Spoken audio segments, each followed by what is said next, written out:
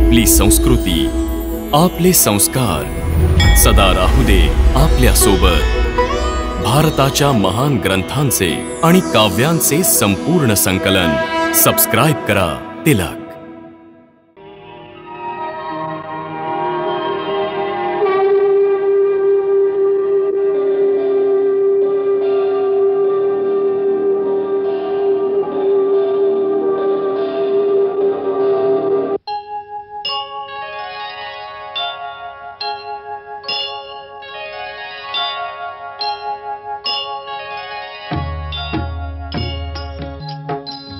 सीताराम चरित अति पावन, मधुर सरस अरु अति मन भावन।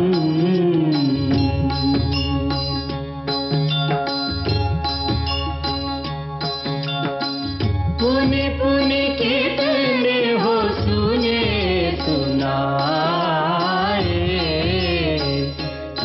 की प्यास बुझत न बुझाए।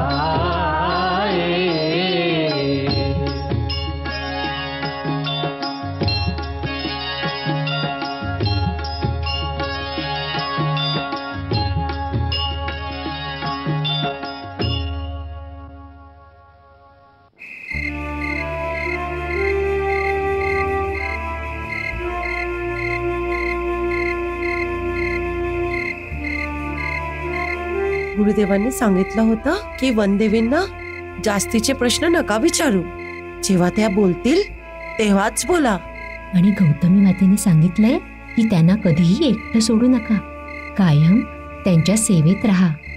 हा, नाहीतर त्यांना राग येईल आणि त्यांच्या लोकात निघून जातील। शक्य आहे। पण सत्यवती, इंद्रलोकाच्याही वर कुठलं लोक आहे का? गुरुदेव म्हणाले होते ना की या इंद्रलोकापेक्षाही वरच्या लोकाहून आल्या आहेत। हे तर सगळं गुरुदेवांनाच माहित। तू पाहिलास का, जेव्हापासून आल्यात या एक शब्द देखील नाही बोलल्यात। नाही, एकदा बोलल्या होत्या गौतमी माते बरोबर। हो, एकदा बोलल्या होत्या, पण मनुष्य इतका शांत कसा राहू शकतो? एका दिवसात फक्त एक वेळ बोलणं। जर मी अशा प्रकारे शांत बसले तर माझा पोटच फाटेल। बस, आता जास्त बोलू नकोस, उठतील त्या।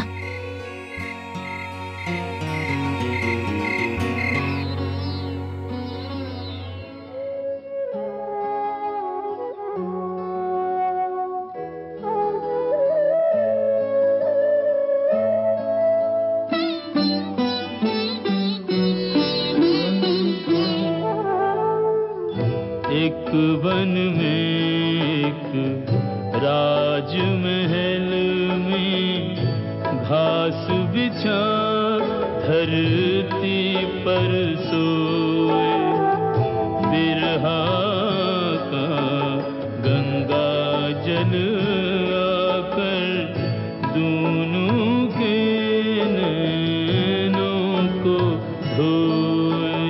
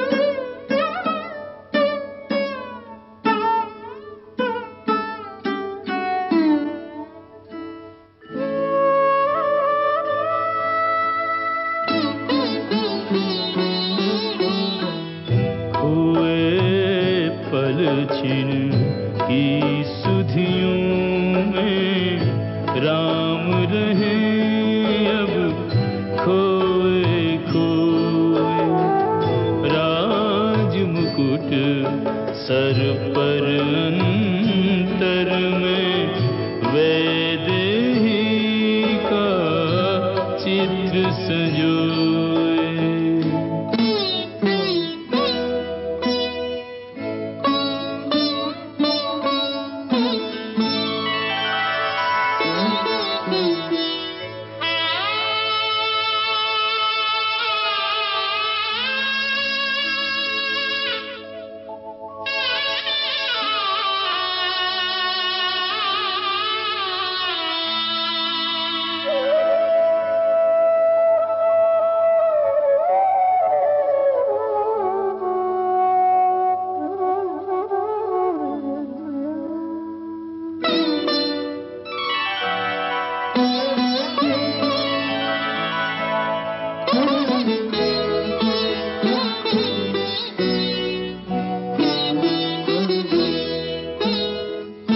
राजकाज में लीन यंत्रवत रहते रघुवर, सबकी सुनते सबको देते न्याय बराबर। राम राज में कष्ट किसी को कुछ नहीं, दिल भर कोई न जाने बीत रही क्या राम के मन पर, जिसके आने की नहीं आशा, विरही मन उसका मगजोए।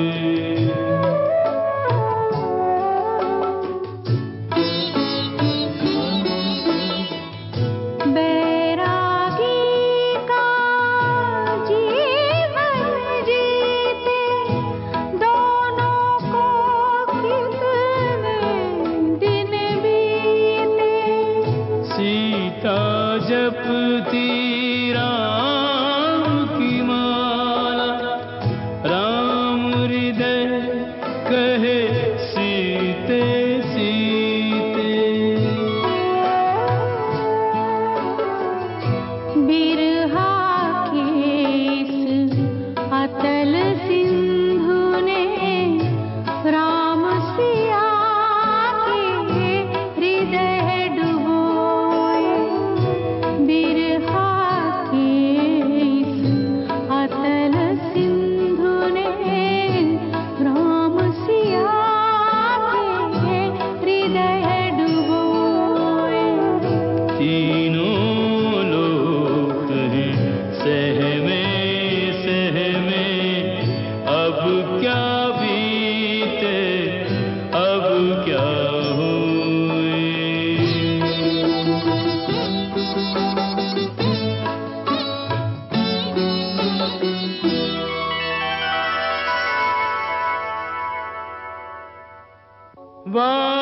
वाल्मीकि चिंतित हुए, दशा सिया की देख, कैसे बदलेगी सिया यूं विधना के लेख। कर्तव्य प्रण संकल्प सबके सब यूं ही रह जाएंगे, इस भावना के वेग में त्यों लोक ही बह जाएंगे।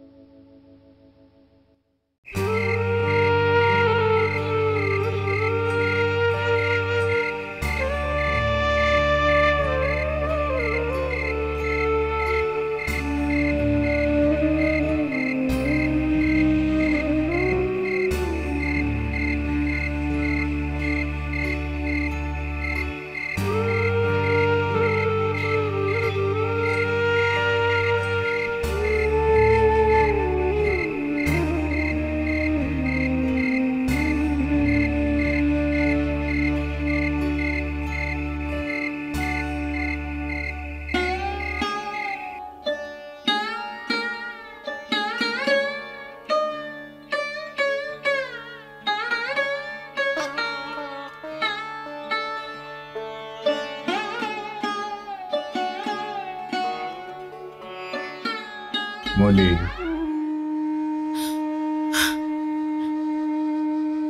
कसल्या विचारात पडलीस?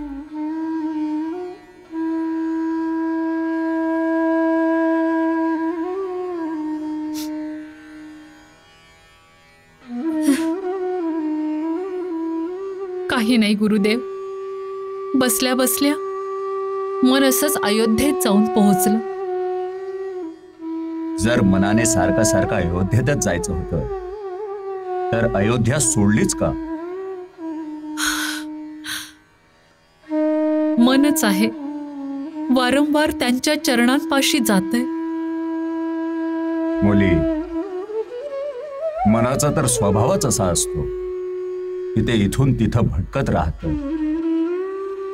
मनुष्य जर आपल्या मनाच्या अधीन झाला तर त्याचं मन त्याला इथून तिथे भटकवतच राहतं. परंतु ज्याने आपलं लक्ष निर्धारित केलं असेल त्याच्याकडे मनाच्या मागे वेड होऊन इथून तिथे आणि तिथून इथे भटकण्यासाठी वेळच कुठे असतो. त्याला तर केवळ त्याच मार्गावर पुढे जायचं असतं जो त्याला त्याच्या लक्ष्यापर्यंत पोहोचवतो.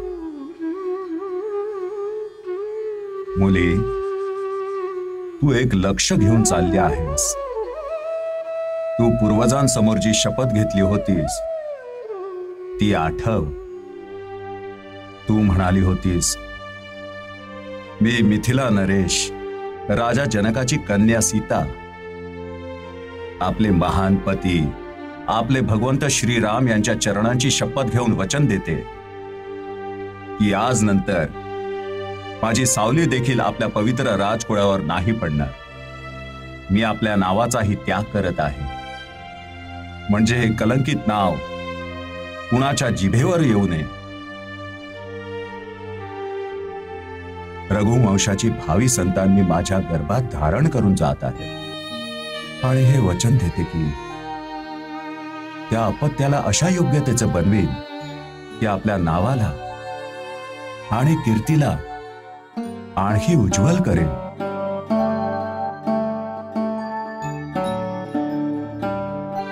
आणि वीरतेच्या क्षेत्रात आपल्या पूर्वजांच्याही पुढे जाईल.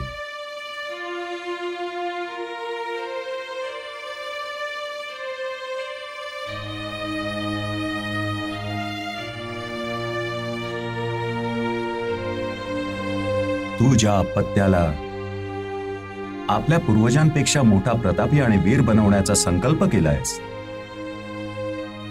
त्या अपत्यावर काय सदैव औदास्य आणि भटकत्या मनाचे संस्कार करणार आहेस का? तुझ्या या मनस्थितीचा काय परिणाम होईल तुझ्या अपत्यावर? तू तुझ्या मनामध्ये निराशा आणि औदासीन्याला जागाच नाही दिली पाहिजेस. तू एका कर्मवीर आईप्रमाणे आपल्या अपत्याचं भविष्य, आपल्या कुळाचं भविष्य आणि आपल्या देशाच्या भविष्याच्या बाबतीत आशावादी विचारांचं एक ज्योतिर्मय वातावरण चारही दिशांना पसरवलं पाहिजेस, जे सर्व जीवन उज्ज्वल करेल.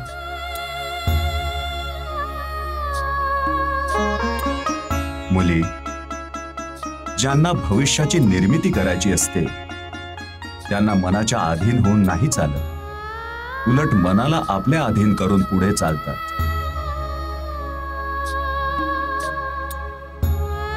म्हणूनच मुली, मनाच्या अश्वाला लगाम घालून त्याला आपल्या लक्ष्याच्या मार्गावर चालव.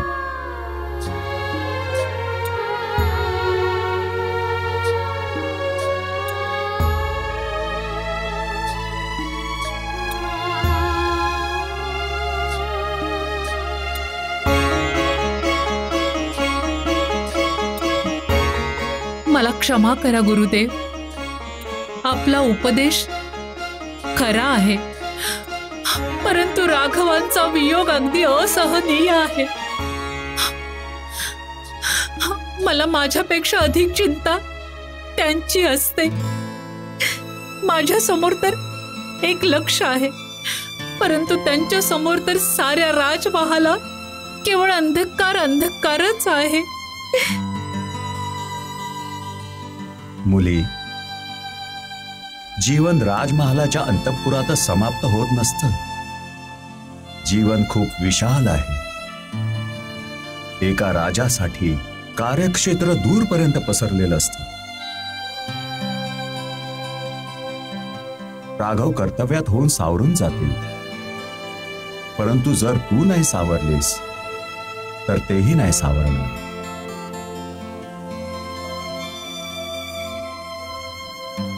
दोन प्रेमी जीवांमध्ये त्यांच्या मनाची तरंग एका अदृश्य रूपाने एक दुसऱ्यांपर्यंत पोहोचवतच असतात. जर तू अशा प्रकारे विरह आणि दुःखाचे तरंग पाठवत राहशील तर ते त्याच लाटांमध्ये बुडून राहतील. त्यांच्याकडे कर्तव्यपरायणता, कर्मवीरता आणि आशेच्या ज्योतींचे तरंग त्यांच्याकडे पाठवले पाहिजे. तेव्हाच तू त्यांची खरी मदत करशील. मुली, या विरह आणि निष्क्रियतेच्या अंधकारातून बाहेर पड आणि एका ज्योतिर्मय उज्ज्वल भविष्याच्या निर्माणात मग्न हो. हे विसरू नकोस की एका महान बलिदानाच्या मार्गावर तू एक खूप मोठी जबाबदारी घेऊन चालली आहेस.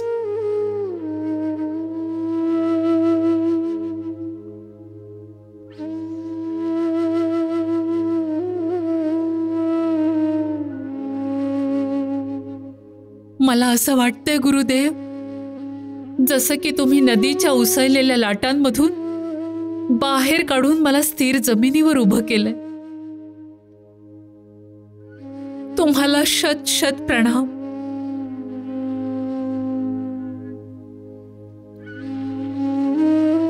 तुम्ही मला आशीर्वाद द्या की मी तुम्ही सांगितलेल्या मार्गावर दृढतेने वाटचाल करू शकेन.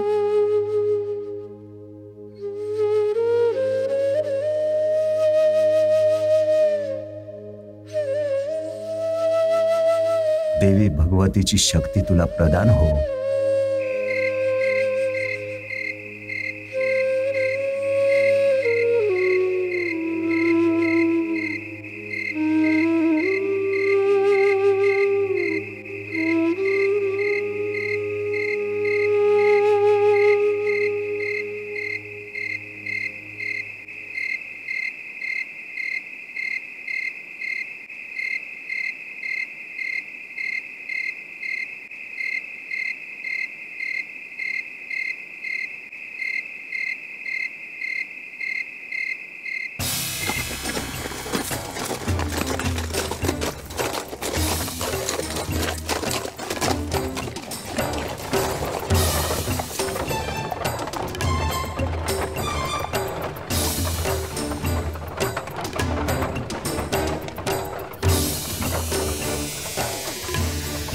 एक राजसी रथ अयोध्येच्या दिशेने येत आहे. त्याच्या मागे सेनेची एक तुकडी आहे. जरा पाहून कळव की रथ कुणाचा आहे.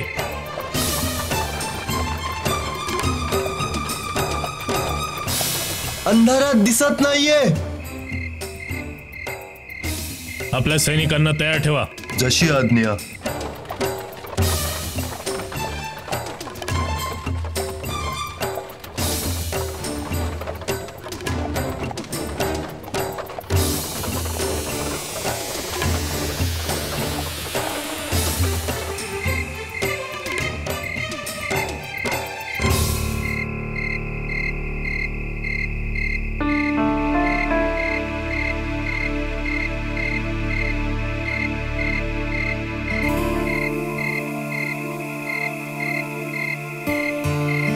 मिथिला नरेश महाराज, जनक यांचा रथ अयोध्येच्या द्वारावर उभा आहे. महाराज स्वयं रथात स्वार आहेत. द्वार उघडलं जावं. दार उघडलं जावं.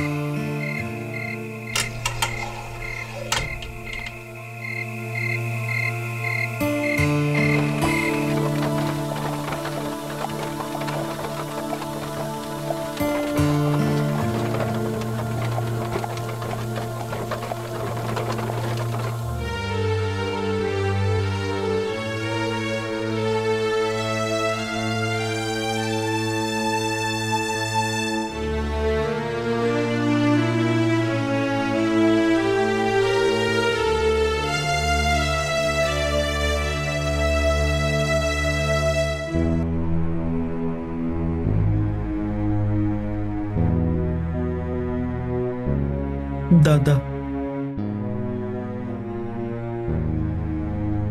महाराज जनक आले आहेत. महाराज जनक कुठं आहेत? राजमहालात प्रवेश करत आहेत.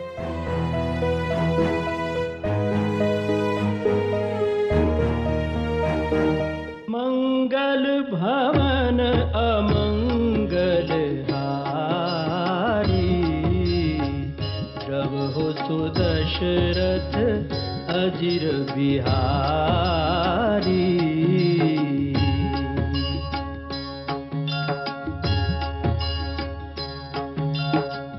सीताराम चरित अति पावन, मधुर सरस अरु अति मन भावन.